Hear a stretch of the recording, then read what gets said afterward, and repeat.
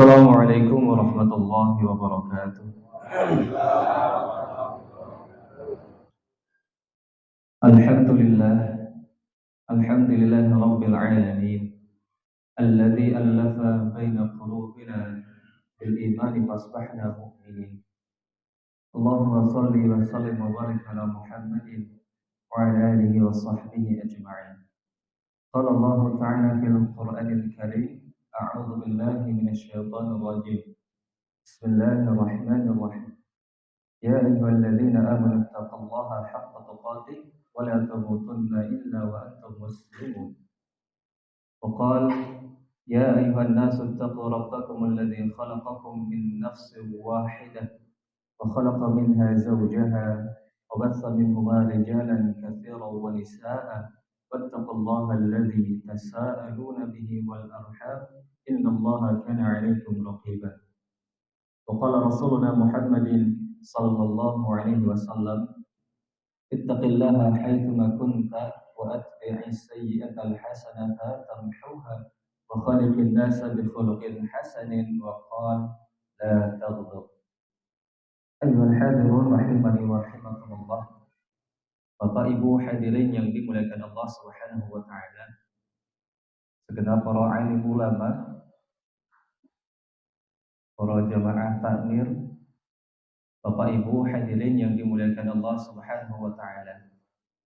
Bersyukur malah kita panjatkan kepada Allah atas segala nikmat yang telah Allah berikan kepada kita, sehingga dengan nikmat-nikmat itu kita semuanya mampu untuk kembali beribadah mendekatkan diri kepada Allah Subhanahu wa taala. Yang dalam hal ini alhamdulillah malam hari ini Masjid Al-Huda Desa Tetel hampir penuh sesak ini dengan ribuan massa. Ya. Masya Allah luar biasa. Mudah-mudahan istiqamah, amin.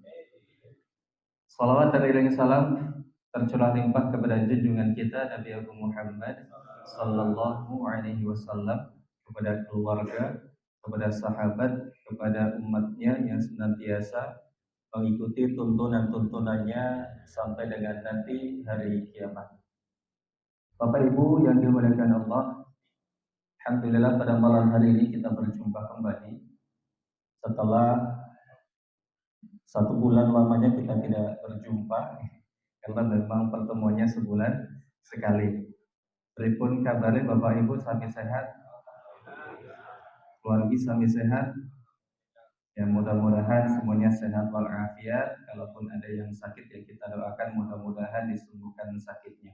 Amin ya rabbal alamin. Sampun siap Bapak Ibu untuk belajar bersama? Sudah dapat bukunya semua? Alhamdulillah. Ini semangatnya luar biasa. Mohon izin kami sampaikan ya tentang penyemangat dulu ya agar lebih semangat kembali dalam menuntut ilmu.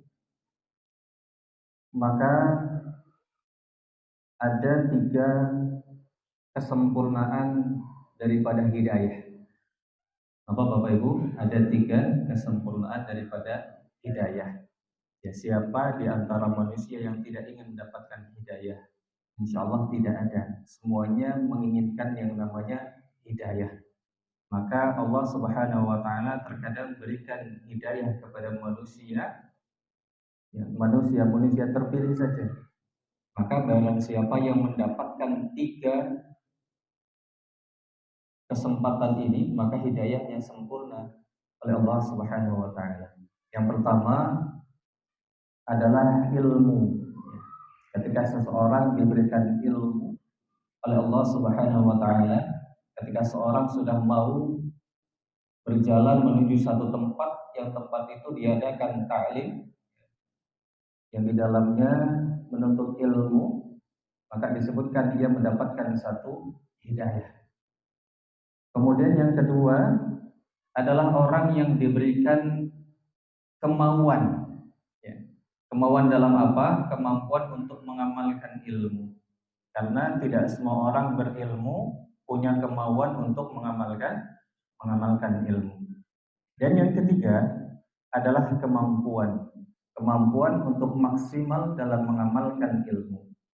Jadi kan fakta di lapangan Bapak Ibu, ada orang yang dia punya ilmu tetapi dia tidak punya kemauan dalam mengamalkan ilmu. Contohnya, dia paham bahwa sholat 5 waktu hukumnya wajib. Tapi kadang ada di antara kita yang tidak mau untuk melaksanakannya. Maka dirinya tidak mendapatkan kemauan sehingga dirinya tidak mendapatkan sebuah hidayah. Dan ada orang yang mendapatkan ilmu, kemudian dia punya kemauan sebenarnya untuk mengamalkan ilmu tersebut, tetapi dia tidak mampu. Tidak mampu ini banyak halnya, Bapak Ibu. Ada tidak mampu karena memang dirinya malas misalnya. Kemudian ada orang yang tidak mampu karena kondisi fisiknya. Misalnya sudah sepuh, kemudian sering sakitan begitu. Makanya Bapak Ibu yang dimuliakan Allah, kalau kita mendapatkan sebuah ilmu, maka ilmu itu paling tidak niatkan untuk kita amalkan. Jadi panjenengan semuanya setiap hari ngaji, setiap 1 pekan sekali ngaji, tujuannya tidak lain dan tidak bukan adalah untuk mengamalkan ilmu yang didapatkan. Karena percuma Bapak Ibu kalau kita mendapatkan satu ilmu hanya masuk di telinga saja, tetapi tidak untuk diamalkan. Maka Bapak Ibu yang dimuliakan Allah Subhanahu wa taala, dengan ilmu tersebut mudah-mudahan kita semuanya mampu dan mau untuk mengamalkan ilmu yang kita senantiasa peroleh. Amin ya rabbal alamin. Bapak Ibu yang dimuliakan Allah, mari kita masuk kepada hadis yang ke-16 yang kita baca bersama-sama. Sudah dibuka Bapak Ibu kitab hadisnya? Yang hadis yang ke-16 ya, saya nggak tahu di buku itu halaman berapa. Halaman 35 ya, katanya. Baik. Bismillahirrahmanirrahim. Maka bersama-sama kita ikuti. Bismillahirrahmanirrahim. An Abi Hurairah radhiyallahu anhu anna rajulan qala lin nabiy sallallahu alaihi wasallam awsini qala la taghdab faraddada mirara qala la taghdab. Dari Abu Hurairah radhiyallahu anhu bahwasanya ada seorang laki-laki berkata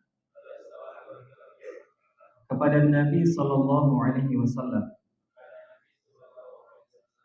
berilah aku wasiat. Beliau bersabda, jangan marah. Beliau mengulangi berkali-kali, jangan marah. Hadis riwayat Bukhari. Alhamdulillah, yang hafal boleh angkat tangan Bapak Ibu. Ya, yang angkat tangan yang bisa hafal dapat hadiah. Ya, hadiahnya amanah. Baik ya, insya Allah hadisnya pendek dan bisa kita amalkan, bisa kita hafalkan. Baik Bapak Ibu yang dimuliakan Allah, hadis ini merupakan hadis yang diriwayatkan oleh seorang sahabat yang bernama Abu Hurairah. Pada pertemuan yang lalu, kalau kita masih ingat ya, kita sudah perkenalan dengan beliau, kita sudah sedikit mengenal tentang sahabat Abu Hurairah. Seorang sahabat yang bersamai dengan Nabi, yang senantiasa bersama dengan Nabi, yang masuk Islam ya, tidak lebih daripada 4 tahun ketika bersama dengan Nabi Shallallahu Alaihi Wasallam. Tetapi dalam waktu yang singkat itu beliau mampu meriwayatkan hadis terbanyak di antara kalangan para sahabat, yaitu 5.374 hadis. Kemudian beliau menceritakan bahwa ada seorang laki-laki yang mendatangi Nabi Shallallahu Alaihi Wasallam dengan mengatakan ausini. Apa Bapak Ibu? Ausini. Apa itu dengan ausini? Ya, ausini itu adalah artinya berikanlah aku wasiat. Nah, wasiat itu apa? Wasiat itu adalah pesan yang mendalam, yang sehingga dengan pesan itu melekat kuat pada yang diberikan pesan. Itu adalah wasiat. Sama saja begini Bapak Ibu, biasanya kan kalau semasa kita hidup begitu, diberikan nasihat sama orang, misalnya atau orang tua kita memberikan nasihat kepada kita ketika masih hidup, tolong sholat, gitu. Jangan telat sholat atau jangan telat sholat subuh, begitu misalkan. Kalau semasa hidupnya pesan yang seperti itu, kira-kira mudah melekat kepada kita atau tidak? Tidak. Tapi bayangkan kalau misalnya orang tua kita tiba-tiba beliau mau wafat, kemudian memberikan satu wasiat kepada kita, jangan pernah tinggalkan sholat subuh berjamaah. Kira-kira pesan itu kuat atau tidak? Kuat banget. Kuat sekali, ya, sehingga melekat sampai kepada pikiran kita. Nah, dalam hadis ini merupakan hadis yang pendek. Hadis ke-16 itu hadis pendek atau panjang, Bapak Ibu? Pendek. Berarti diambil dihafalkan ya, insya Allah. Nah, hadis ini merupakan hadis yang disebutkan dengan al-jawami'ul kalim. Apa Bapak Ibu? Al-jawami'ul kalim. Nah, apa itu al-jawami'ul kalim? Maka al-jawami'ul kalim merupakan sebuah mukjizat yang Allah Subhanahu wa taala berikan kepada Nabi kita Muhammad sallallahu alaihi wasallam. Jadi Nabi kita luar biasa Bapak Ibu. Mendapatkan mukjizat dari Allah yang mukjizatnya itu tidak kaleng-kaleng. Bahkan mukjizatnya itu bukan mukjizat yang egois. Mukjizatnya bisa dirasakan bukan hanya kepada Nabi saja, tetapi bisa dirasakan kepada umatnya. Kalau kita mau bandingkan dengan nabi-nabi sebelumnya, contohnya Nabi Musa, mukjizatnya apa Bapak Ibu? Nabi Musa tongkatnya bisa berubah menjadi ular. Nah pertanyaannya, apakah tongkatnya Nabi Musa bisa berubah menjadi ular kalau selain Nabi Musa yang pakai? Sekalipun saudaranya misalnya Nabi Harun, kira-kira bisa nggak tongkat itu berubah jadi ular? Tidak. Kemudian ketika dikejar sama Fir'aun di Laut Merah, apa yang terjadi dengan tongkatnya? Dipukul kemudian lautnya membelah. Itu karena siapa yang mukul? Nabi Musa. Kalau yang mukul Fir'aun kira-kira bisa tidak? Tidak. Maka itu mukjizat yang hanya Nabi Musa saja yang bisa menggunakan itu. Tapi Nabi Muhammad sallallahu alaihi wasallam ya memang ada mukjizat yang khusus bisa oleh Nabi Muhammad ya. Mukjizat Nabi kan banyak sekali. Contoh di antara salah satunya adalah mampu mengeluarkan air dari jari-jarinya, dari tangannya. Ya, kira-kira kita bisa tidak? Tidak. Kemudian ada lagi mukjizat Nabi Shallallahu Alaihi Wasallam mampu membelah bulan. Apakah kita bisa membelah bulan? Kalau membelah durian mah bisa ya. Kalau membelah bulan tidak bisa. Tetapi ada mukjizat yang kita bisa rasakan. Salah satunya adalah mukjizat Al-Quran. Bukan hanya Nabi saja yang merasakan kemukjizatan, keistimewaan daripada Al-Quran, tetapi kita selaku umatnya mendapatkan keistimewaan daripada mukjizat Nabi Shallallahu Alaihi Wasallam itu. Kita membaca Al-Quran mendapatkan keistimewaan. Kita bisa baca Al-Quran nih, kita dapat keistimewaan, dapat privilege lah kalau bahasa sekarang itu. Dibandingkan dengan orang-orang yang tidak bisa baca Quran, kita lebih unggul. Kemudian sudah bisa baca Al-Quran, apa yang dilakukan kembali? Mulai belajar menghafal Al-Quran. Menghafal Al-Quran dapat privilege tidak? Dapat. Keistimewaan luar biasa dari Allah. Kemudian setelah menghafalkan Al-Quran, apa yang kita lakukan? Mentadabburi Al-Quran. Maka siapapun yang dia belajar bersama dengan Al-Quran, maka hidupnya akan dimuliakan oleh Allah Subhanahu wa taala. Itu mukjizat yang luar biasa. Dan ada satu mukjizat yang mungkin jarang kita ketahui tentang Nabi Shallallahu alaihi wasallam, yaitu beliau diberikan mukjizat yang bernama Al-Jawami Al-Kalim. Apa Al-Jawami Al-Kalim? Yaitu mukjizat berupa perkataan yang ringkas, perkataan yang pendek, tetapi memiliki kandungan makna yang banyak atau memiliki kandungan makna yang mendalam. Hadis yang ke-16 ini hadisnya pendek. La taghdab.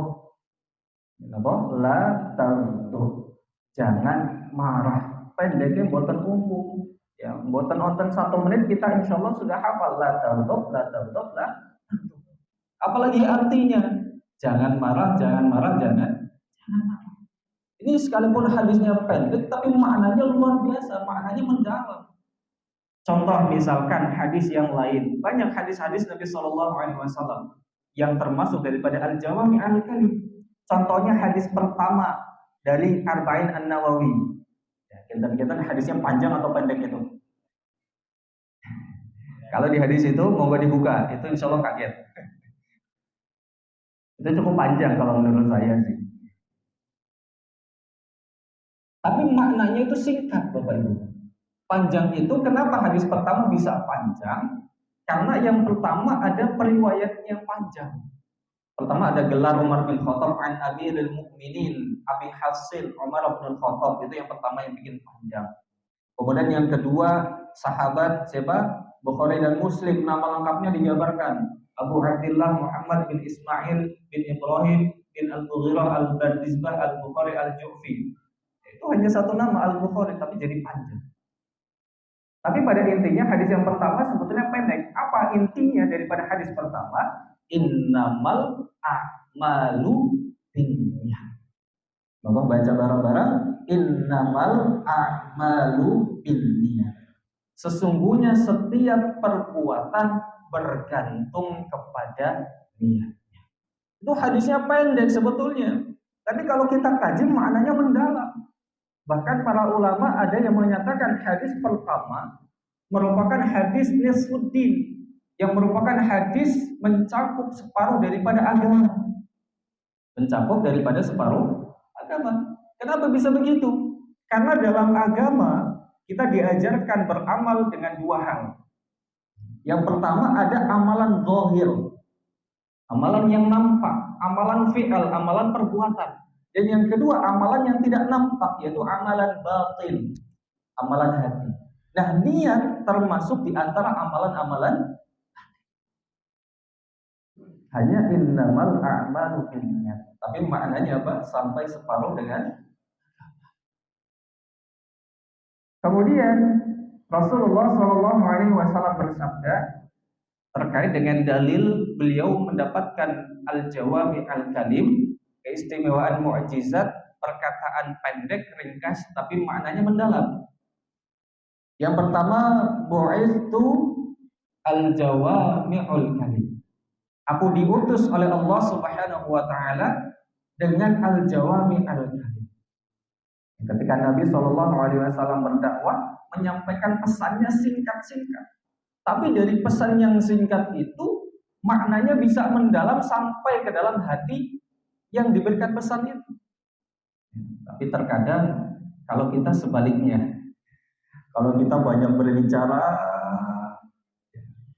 banyak ngomongnya, tapi maknanya kira-kira banyak atau sedikit, malah nggak ada. Itu yang kadang ya Allah, kita selaku umatnya kurang bisa dalam menjaga lisan. Makanya penting sekali Bapak Ibu, kalau kita mau berbicara dengan siapapun, perhatikan ucapan kita. Jangan sampai kita banyak berbicara ngalor ngidul, tapi manfaatnya. Makanya kami ya, biasanya ketika diminta untuk ngisi-ngisi begitu, kadang kami juga berpikir Bapak Ibu, jangan-jangan saya suka ngisi di mana-mana, tapi ternyata isinya cuma kosong. Makanya saya berdoa kepada Allah, mudah-mudahan Allah menjaga lisan saya. Biasanya saya setiap mau ngisi begitu Bapak Ibu, saya berdoa, Rabbi syrahli sadri wa yassirli amri wahlul 'uqdatam min lisani yafqahu qawli. Supaya lisan saya itu lemes gitu loh, dan mudah difahami oleh orang lainnya, sekalipun kadang ya tidak paham juga begitu.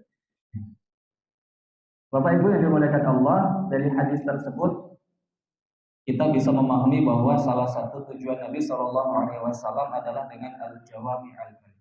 Atau dalam redaksi lain, Wa utitu bil jawami'al kalim. Saya diberikan oleh Allah sebuah keistimewaan yang disebutkan dengan al-jawami' al-kalim. Nah, al-jawami' al-kalim itu sendiri Bapak Ibu bisa berupa nasihat yang pendek sebagaimana tadi la taghdab, atau bisa juga berupa dengan doa-doa yang pendek. Nah, kira-kira Bapak Ibu, doa yang pendek yang biasa kita bacakan, yang kita biasa doakan apa Bapak Ibu? Doa sabu jagat hafal ya? Rabbana atina fid dunya hasanah wa fil akhirati hasanah wa qina adzabannar.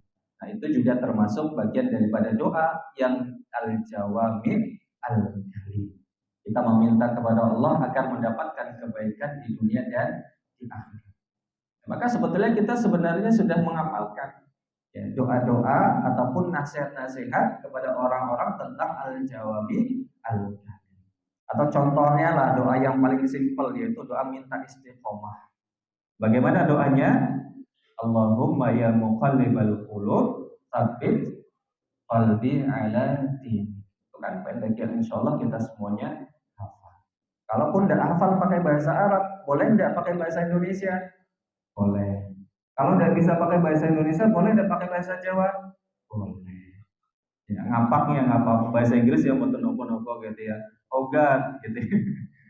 Please bless me dan lain sebagainya. Maka Bapak Ibu yang dimuliakan Allah Subhanahu wa taala, hadis ini yang ke-16 merupakan hadis al-jawami al-kalim. Jadi antaranya al-jawami al-kalim tadi masalah nasihat juga Bapak Ibu. Masalah nasihat atau wasiat. Ya, kemarin kita sudah menyinggung sedikit ya tentang wasiat. Maka kalau wasiat secara umum itu memang tidak ada batasannya. Pokoknya segala nasihat yang mencakup dengan nasihat-nasihat yang bermanfaat bagi kehidupan di dunia dan akhirat itulah wasiat. Yang pesannya mendalam. Tetapi ada di antara ulama yang membagi tentang pembagian wasiat. Dengan pembagian ada 3. Konten kita Bapak Ibu, wasiat itu ada 3. Yang pertama adalah wasiat khotib Jumat kepada jamaah untuk senantiasa meningkatkan takwa. Nah, yang biasa khutbah Jumat mereka sinten Bapak Ibu. Saya lihat sedikit tadi Pak Brian ya. Pak Brian khutbah Jumat. Maka di antara salah satu rukun khutbah Jumat adalah menyampaikan wasiat takwa. Jadi ketika khutbah Jumat dia tidak menyampaikan wasiat takwa, maka sholat Jumatnya batal. Penting sekali Bapak Ibu kita sampaikan bahwa ketika seorang khotib Jumat naik ke mimbar, maka di antara salah satu rukun menyampaikan tentang takwa. Bagaimana? Ya lafadznya macam-macam. Bisa usini wa iyyakum bittaqwallah atau usikum wa nafsi bittaqwallah. Ataupun tidak pakai bahasa Arab tapi pakai bahasa Indonesia. Saya wasiatkan kepada hadirin sekalian, kepada jemaah untuk meningkatkan keimanan dan ketakwaan kepada Allah Subhanahu wa taala. Nah, Bapak Ibu, rukun khutbah Jumat atau rukun salat Jumat begitu ya, paling tidak ada 5. Ya sedikit menyinggunglah masalah khutbah Jumat yang barangkali ya kita semuanya sudah rutin biasa khutbah Jumat atau mungkin kita sebagai calon-calon khotib ini ya. Ya karena kan insya Allah ya kita khutbah pasti kedepannya ada regenerasi. Betul nggak Bu? Betul Pak Ben? Sudah disiapkan? Ya sinten kita. Ya ngebarki banyak. Contohnya Ustaz Arnas itu kayaknya. Oke, masya Allah. Oke. Nah, itu belakang nggak pakai rompi Mas? Yang pertama adalah membaca pujian kepada Allah Subhanahu wa taala. Memuji Allah Subhanahu wa taala banyak lafadznya pujian itu. Bisa alhamdulillah, bisa innal hamdalillah. Atau hamdan wa syukran lillah. Ya, intinya adalah memuji Allah Subhanahu wa taala. Kemudian yang kedua mengucapkan salawat kepada Nabi sallallahu alaihi wasallam.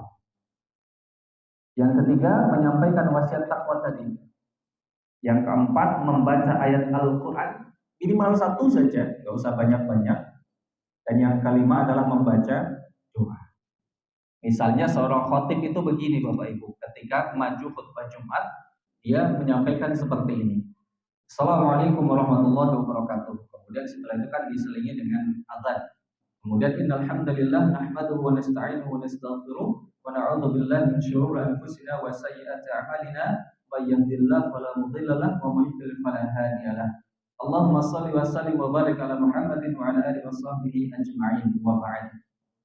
Ya ayuhan nas usini wa iyyakum bittaqullah faqad fazal mu'minuna al-muttaqun haitsu qala ta'ala ya ayyuhalladzina amanu taqullaha haqqa tuqatih wa la tamutunna illa wa antum muslimun.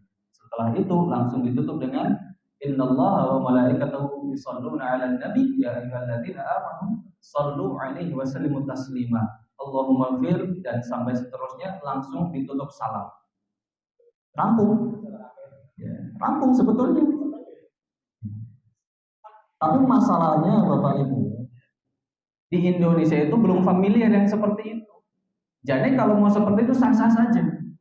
Bahkan saya mendapatkan satu konten di Instagram, beliau lama tinggal di Mesir, khutbahnya singkat, gak sampai 5 menit selesai.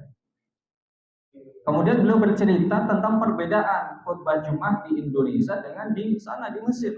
Kalau di Mesir itu langsung to the point, tidak banyak bertele-tele, dan mereka rata-rata khutbah Jumatnya tidak pakai teks,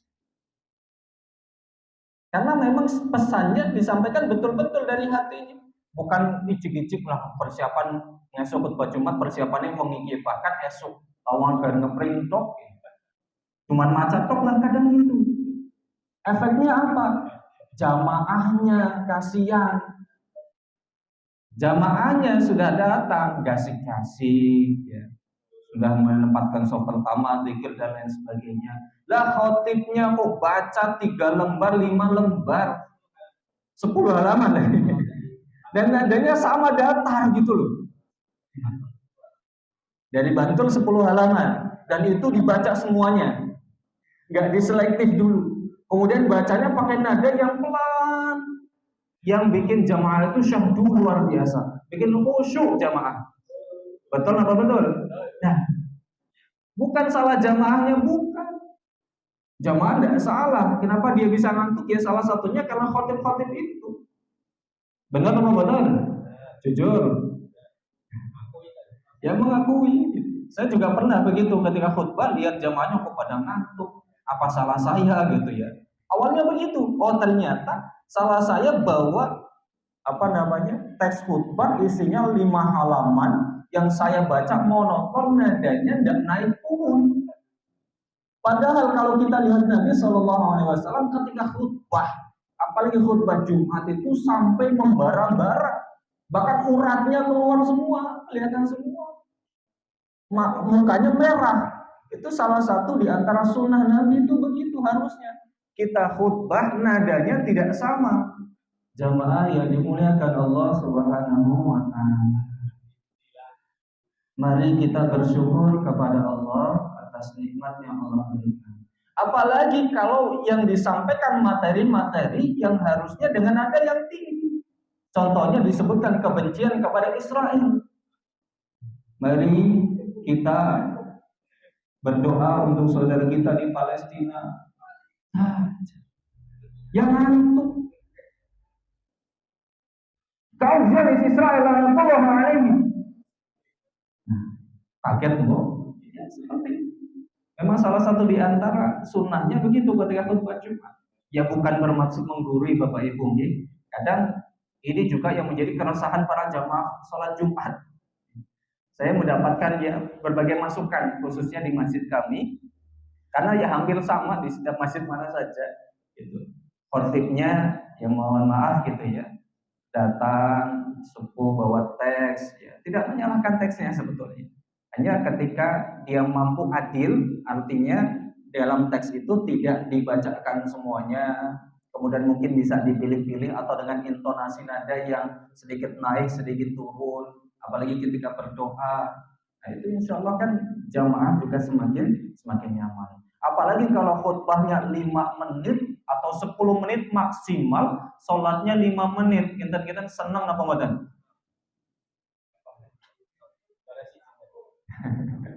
Ya betul, karena khutbah itu nggak perlu lama-lama. Nah ini untuk koreksi barang-barang ya. Besok hari Jumat sinten yang khutbah? Berarti mulai ya. Moga nanti yang jamaah bawa jam tangan ya, dicek kita berapa menit gitu. Karena begitu Bapak Ibu, saya pernah ya beberapa kali lah mendapatkan saran dan teguran. Ya Mas, kalau khutbah itu ya jangan lama-lama. Padahal saya ngerasanya sebentar. Ya kadang kayak gitu Bapak Ibu.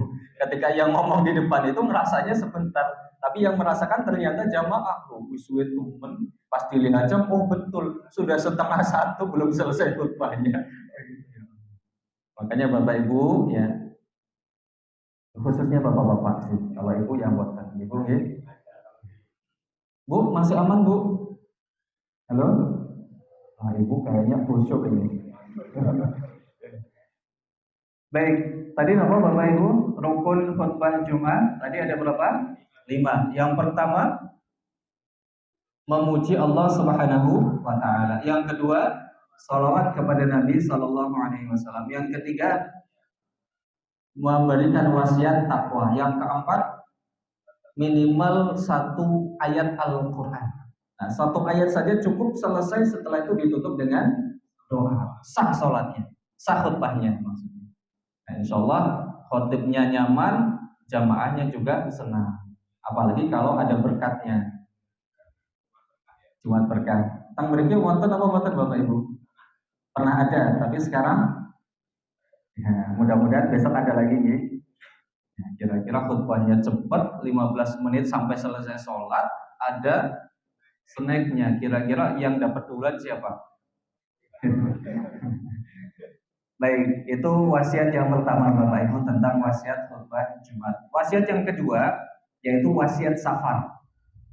Wasiat ketika hendak bepergian. Nah, wasiat safar itu terbagi menjadi 2 nantinya. Orang yang mau pergi safar dan orang yang mau ditinggali safar. Itu semuanya mendapatkan anjuran untuk memberikan wasiat. Contohnya kalau sekarang kan lagi musim haji Bapak Ibu. Ya, sebelum haji itu kan biasanya kita sempuyung bareng, datang mendoakan. Maka biasanya kita memberikan doa, doanya pasti mengingatkan untuk bertakwa kepada Allah. Apal doanya Bapak Ibu? Doanya zawwadakallahu taqwa wa ghafara dzambaka wa yassara lakal khaira haitsu ma kunta. Yang intinya adalah semoga Allah Subhanahu wa taala menambahkan ketakwaanmu. Karena menghadap Allah di Baitullah itu kan takwanya harus luar biasa. Karena di sana itu banyak kejadian-kejadian yang memang harus menuntut berdasarkan dengan keimanan masing-masing. Ya, saya sekalipun belum pernah haji, tapi banyak dapat cerita tentang orang-orang yang lagi haji. Ya, contohnya diantaranya ada jamaah haji yang tidak melihat Ka'bah, padahal dia lagi di depan Ka'bah. Pripun niku Bapak Ibu? Di depan Ka'bah tapi nggak lihat Ka'bah. Ini betul ceritanya. Saya diberikan cerita dari Ustaz Ferry ketika isi itu ceritanya begitu. Ya, ketika waktu itu ada seorang jamaah yang di depan Ka'bah, betul-betul di depan, tapi bertanya sama teman-temannya, di mana Ka'bahnya? Teman-temannya bingung, lah ini di depannya masa nggak lihat? Betul-betul nggak lihat, blank. Ternyata apa? Ketika dicek, dirinya senantiasa melakukan hal-hal yang haram, tidak bisa meninggalkan hal yang haram ketika semasa di Indonesia. Kemudian ada lagi orang yang bercanda, ya, bercanda hanya sekedar bercanda saja. Lah, di hotel ini orang anak arah kiblat. Hotel, padahal hotelnya di atas Ka'bah. Ya, di dekat Ka'bah. Dilihat dari atas itu kelihatan Ka'bahnya di bawah. Bikin konten apa? Loh, ini hotelnya gimana sih, masa nggak ada arah kiblatnya? Akhirnya apa? Kejang-kejang orangnya. Kejang-kejang. Banyak cerita-cerita yang dengan niatnya saja tidak diucapkan, tidak dilakukan, tapi hanya niatnya saja. Wah, jadi panganannya orang anak teman, langkah jangan gandul, langkah tempe, langkah apa? Begitu. Ngomong nggak enak, akhirnya selama di sana dia nggak bisa merasakan makan nikmat. Ya sama saja orang Purbalingga datang ke Solo, biasa di Purbalingga bikin beli soto, sotonya isinya kupat. Ke sana kaget sotonya soto segar, soto nasi gitu kan. Mungkin orang enak temen lah. Sama ketika di Indonesia pergi ke Mekah di sana haji, makanannya pasti berbeda-beda. Tapi harusnya memang niatnya ya dari niat saja itu nggak boleh. Kemudian ada orang yang ke sana lah niatnya orang tumbas oleh-oleh lah. Betul, sampai sana nanti nggak bisa beli oleh-oleh. Dan nanti ada juga yang niatnya lah beli oleh-oleh lah. Jadi itu oleh-olehnya apa gitu. Sampai sana uangnya hilang. Banyak cerita-ceritanya seperti itu yang memang berdasarkan dengan niat dan keimanan masing-masing. Maka ketika hendak pergi, kita berdoa kepada mereka. Ya Allah, semoga Allah memberikan tambahan takwa kepadamu sehingga engkau berhaji dengan haji yang mabrur apa mabrur? Ya semuanya. Kemudian Bapak Ibu, berdasarkan juga dengan hadis Nabi Shallallahu Alaihi Wasallam, ada seorang sahabat yang ketika itu hendak pergi umroh, sedang hendak pergi umroh, kemudian Nabi Shallallahu Alaihi Wasallam berdoa kepadanya. Ya, hadisnya itu dari ponakannya, ya ponakannya Nabi sinten? Ada yang kenal ponakannya Nabi? Ponakan apa cucu? Ali bin Abi Thalib. Ya, ketika itu Ali hendak ya, Ali sepupu. Ya, ketika itu hendak pergi umroh. Kemudian Nabi Shallallahu Alaihi Wasallam memberikan doa, semoga Allah Subhanahu Wa Taala memberikan bekal takwa kepadamu. Dan kemudian apa responnya? Aku mendapatkan wasiat itu dari Nabi Shallallahu Alaihi Wasallam, hatiku sangat senang luar biasa. Dan pesannya tidak akan ditinggalkan sampai kapanpun. Nah, itu ketika hendak pergi. Nah, ada tidak anjuran bagi yang mau pergi kepada orang yang ditinggal? Misalnya bapaknya pergi haji, otomatis kan yang di rumah ada ibunya sama dengan anak-anaknya. Kira-kira ditinggali pesan apa betul? Ditinggali apa pesannya? Ampun kesupen, ya nanti dikasih makan setiap hari. Kemudian utangnya dibayar, kemudian cuciannya ya dicuci, anaknya diopeni dan lain sebagainya. Apa yang seperti itu? Salah satunya iya. Tapi pesan yang terpenting sama. Pesannya adalah mengingatkan untuk senantiasa bertakwa kepada Allah. Maka doanya astaghfirullah dinaka wa abadataka wa khawatimah. Ya Allah, aku titipkan keluargaku kepadamu. Astaghfirullah dinaka. Aku titipkan kepadamu ya Allah tentang perkara-perkara agama kepada keluargaku, ya keluargaku kepadamu. Kemudian dengan perbuatan-perbuatannya. Maksudnya ketika ditinggal ayahnya, mungkin ayahnya senantiasa mengingatkan untuk sholat. Ya semudah-mudahan dengan ayahnya pergi itu, keluarganya masih mendapatkan wasiat itu untuk senantiasa dikerjakan, tidak meninggalkan sholat. Kemudian Bapak Ibu yang dimuliakan Allah, wasiat yang terakhir, wasiat yang ketiga adalah wasiat yang sebagaimana kita ketahui bersama, yaitu wasiat bagi orang yang sebelum meninggal. Dalilnya surah kedua Al-Baqarah ayat 180. Kutiba alaikum idza hadara ahadakumul maut in taraka khairanil wasiyyatu lil walidaini wal aqrabina bil ma'ruf haqqan 'alal muttaqin. Jadi Bapak Ibu memang menjadi sebuah keharusan bagi kita, bahkan ada yang menyampaikan wasiat itu sifatnya wajib ketika hendak meninggal. Ya, tetapi Bapak Ibu, kebanyakan di antara kita itu ada sedikit kesalahan ketika dalam memberikan sebuah wasiat. Apa kesalahannya? Misalnya ada seorang ayah yang sudah sepuh misalnya, yang sakit-sakitan misalnya, yang sudah tidak lama lagi ya usianya. Kemudian dia punya harta banyak, punya rumah, punya mobil, punya sebidang tanah dan lain sebagainya, dan punya anak 8 misalnya. Anaknya 8 misalnya. Nah, menuliskan sebuah wasiat seperti ini. Nanti kalau aku meninggal, wasiat Yang pertama adalah bagian untuk anak pertama adalah tanah yang di A misalnya, di tempat A. Kemudian anak kedua tanah yang di B. Kemudian untuk anak ketiga rumah ini. Kemudian anak yang keempat harta ini. Anak yang kelima mobil dan seterusnya. Apa kesalahannya? Kok bisa salah? Karena seseorang memberikan wasiat kepada ahli waris. Tidak boleh, dilarang. Nabi SAW bersabda, la wasiyata liwarisin. Jadi tidak ada wasiat yang ditujukan untuk ahli waris. Kenapa? Karena ahli waris itu sudah ada ketetapannya langsung dari Allah Subhanahu wa Ta'ala. Pembagian untuk ahli waris itu sudah ada, sudah otomatis. Nah makanya Bapak Ibu kita harus paham mana perbedaan antara hibah, mana perbedaan antara wasiat, dan mana perbedaan antara warisan. Kadang itu kita masih hidup tapi ngomongnya wasiat. Kita masih hidup ngomongnya warisan. Ya salah. Apa harusnya? Maka kita harus paham dulu perpindahan harta benda itu dari seorang kepada orang lain itu ada 3. Yang pertama perpindahan itu bisa disebutkan dengan hibah. Apa Bapak Ibu? Hibah. Hibah sanes gibah ya.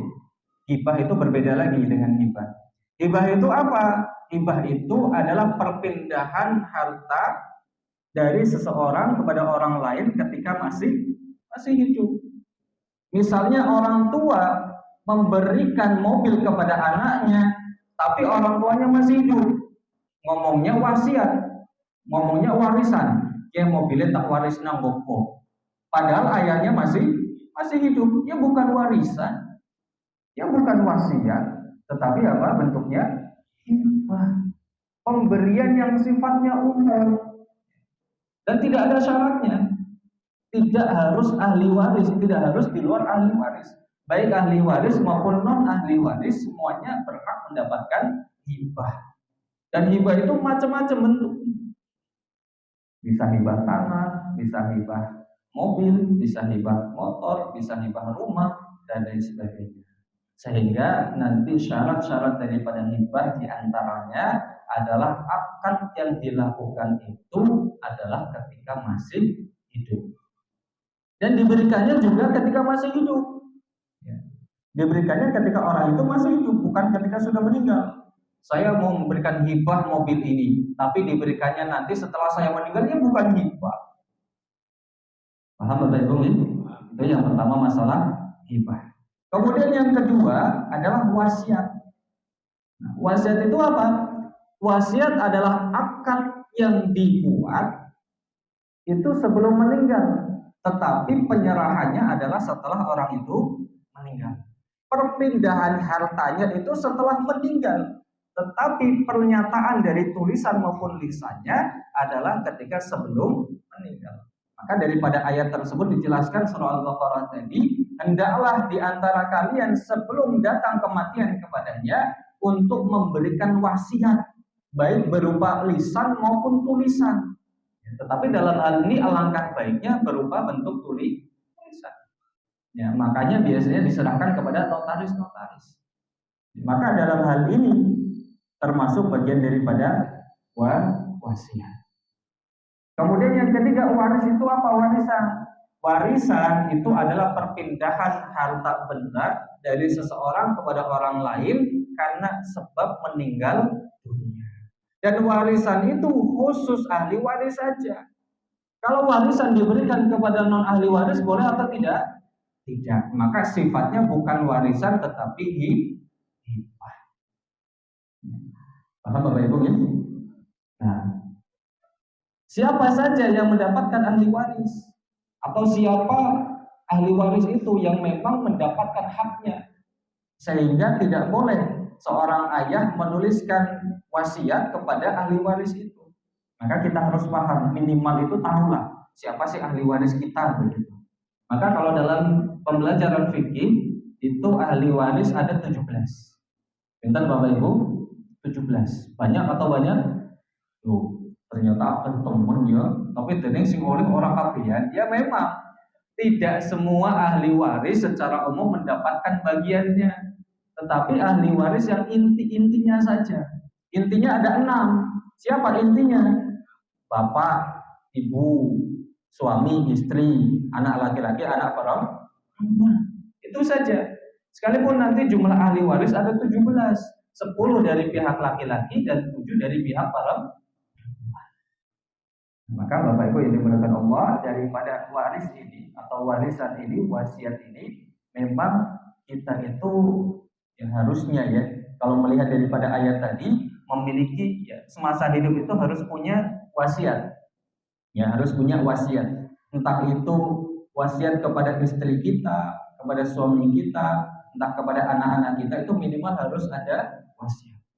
Nah, kira-kira Bapak Ibu sudah bikin wasiat nomor teranya itu? Yo dereng wong dereng badhe ninggal kok nggih.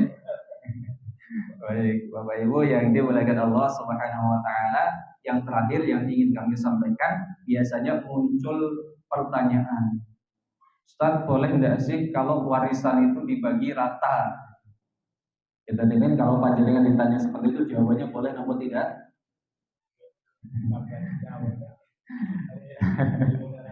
Ya, kalau daripada ayat Al-Quran, memang Allah Subhanahu wa Ta'ala sudah membagi secara adil. Ya, Allah tahu kenapa kok bagian laki-laki setengahnya dibandingkan dengan perempuan gitu ya. Lebih banyak dibandingkan dengan bagian perempuan, karena tanggung jawab yang dipikul itu beratnya luar biasa. Ya, bukan berarti tanggung jawab perempuan tidak berat Bu. Ya. Tapi lebih berat bagi laki-laki. Ya bukan apa-apa, intinya alasan apapun itu adalah Allah Maha Adil sudah menetapkan yang seperti itu. Ya misalnya nanti lah wong laki-lakinya sudah mandiri kok gitu ya, perempuannya yang masih butuh gitu. Maka apapun itu alasannya harus sesuai dengan ayat Al-Quran. Berarti bagiannya laki-laki lebih banyak. Tetapi kalau muncul kasus Ustaz, ya, saya itu banyak anaknya dan anak yang pertama sudah kaya, anak kedua juga kaya, tapi anak ketiga, keempat, dan kelima perempuan yang masih miskin, masih suka minta-minta. Gimana pembagiannya? Boleh enggak kalau saya bagi secara rata gitu? Saya punya mobil 10, bagi semuanya. Boleh tidak? Maka jawabannya boleh. Dengan syaratnya semua ahli waris harus ridho. Semua ahli waris harus rela. Jangan sampai ada mengatakanlah mayoritas. Tidak mayoritas, harus semuanya. Kalau di antara keluarganya ada 10 orang anak, kemudian 9-nya ridho, tapi ada 1 yang nggak ridho, maka nggak sah. Gugur. Suluhnya nggak dapat, perdamaiannya nggak dapat. Maka kalau panjenengan lah, kayak ini kok mau metode aturan 1/2, 1/3, kemudian 2/3, itu kayaknya agak ribet, agak pusing. Ya betul apa betul? Kadang begitu. Yang gampangannya lah, gitu ya. Dibagi rata baik. Akhirnya dibagi rata. Kalau jalur pertama sudah dilakukan tapi tidak bisa, ya misalnya ada yang nggak terima dibagi 1/3, saya nggak terima begitu. Ya sudah, akhirnya diberikan satu rukhsah untuk mengambil yang perdamaian solo tadi. Sudah diberikan damaian, semuanya sepakat, maka sudah itu boleh dibagikan warisannya. Begitu Bapak Ibu yang dimuliakan Allah Subhanahu wa taala, yang bisa kami sampaikan pada kesempatan malam hari ini tentang wasiat dan jawami al-kalim. Mudah-mudahan Bapak Ibu bisa dipahami ya, mudah bisa diamalkan juga. Dan satu yang terpenting, nanti di pertemuan yang akan datang kita akan setoran hadis yang ke-16. Siap Bapak Ibu? Siap. Ya, setoran minimal artinya, minimal makna dan intinya. Syukur-syukur bisa hafal dari An Abi Hurairah sampai dengan Rawahul Bukhari. Siap Bapak Ibu nggih?